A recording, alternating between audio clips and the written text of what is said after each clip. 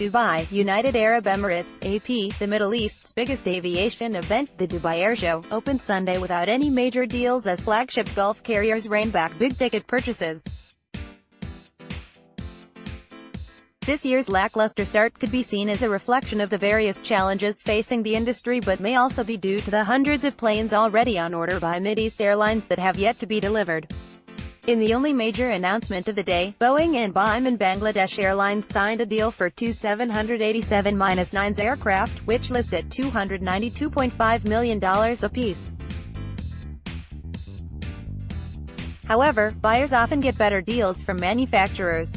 In contrast, there were $140 billion in new orders announced at the start of the 2013 airshow, but that was an era before global oil prices collapsed, sparking a slowdown in economic growth across the Gulf Arab region, home to the Middle East's largest carriers.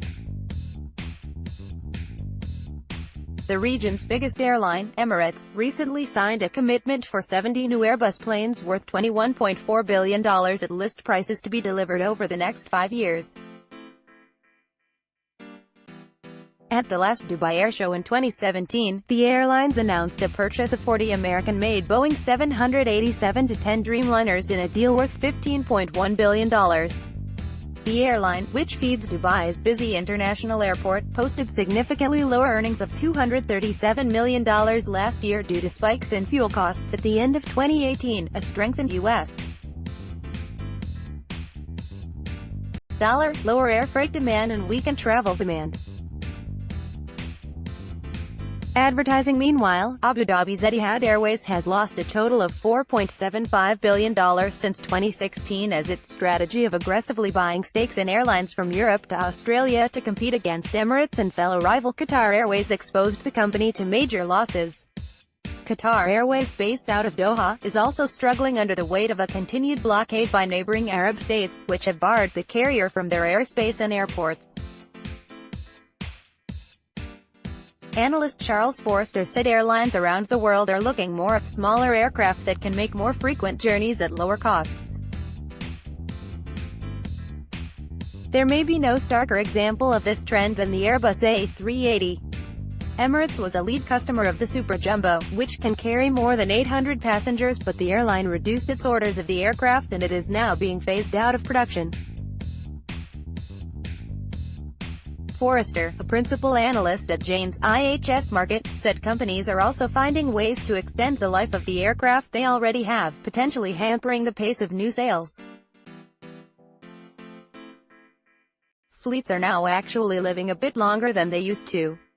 Companies are able to keep their aircraft running a bit longer, he said.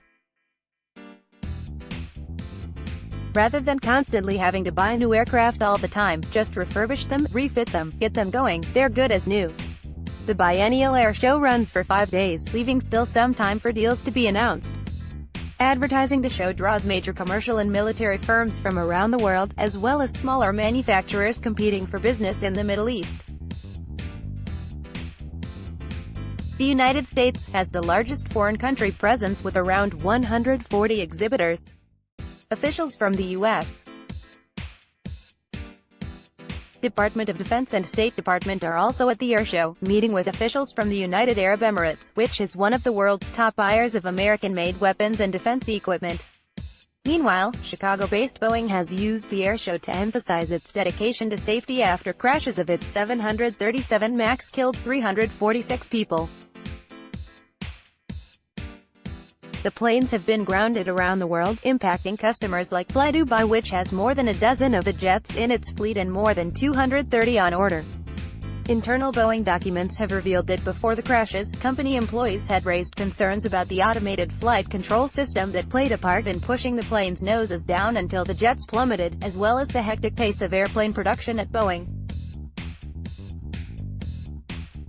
The company has settled dozens of lawsuits filed by families of passengers killed in the 2 crashes, but the terms of the settlements are being kept confidential at Boeing's insistence. It's been a very difficult time for the MAX, said Randy Tinseth, vice president of marketing for Boeing Commercial Airplanes. I can tell you we're very sorry for the loss of life on those accidents, and we're very sorry and apologize for the disruption that we have caused our customers. He said the company is working hard to make improvements to the aircraft and to make changes to the training of the aircraft to get the airplane certified by the end of the year and to have it flying by early 2020. Ultimately, the schedule for all of those activities will be determined by the regulators, so we're taking their lead, he said. Associated Press writer John Gambrell contributed to this report. IBATRAWY. Let's block ads. Why?